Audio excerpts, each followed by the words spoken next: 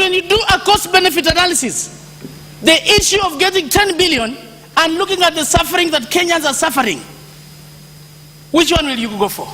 As Parliament reconvened today following a one-month recess, the rise in the cost of living was top of the agenda in today's discussion.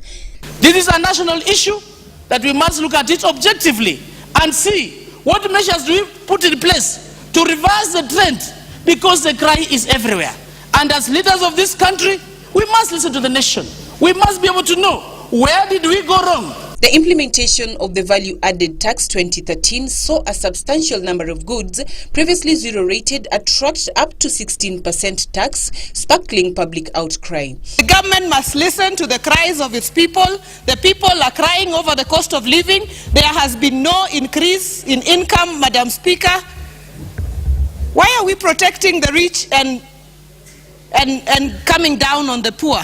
Despite the acknowledgement that the new VAT law gravely impacted on the lives of Kenyans owing to the rise in prices of basic commodities such as milk, maize, wheat flour, sanitary towels and textbooks, the parliamentarians traded accusations on who among them is responsible for the new law. The Jubilee MPs have let down this country. They must own up, they must accept, take responsibility for this issue of tyranny of numbers. Madam Speaker, we cannot sit here. The Jubilee government must realize that this is a presidential system of government. They are not part of the executive. They should not be apologists of the executive. The VAT bill passed here on the third reading. I remember that day we had a very controversial CDF Act, and people were so excited on the CDF and the county allocation bill that was also on the order paper that they forgot the CDF. They forgot the VAT.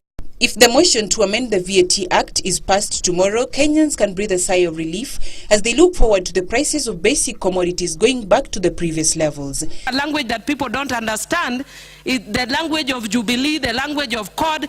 Kenyans don't understand when they are hungry. And Kenyans are saying they are hungry. They are both hungry and angry. And Madam Speaker, we must respond. The controversial bill was unanimously passed by Parliament on August 7th and subsequently signed into law by the President. Winnie Kizia reporting for Channel 1 News Hour Business.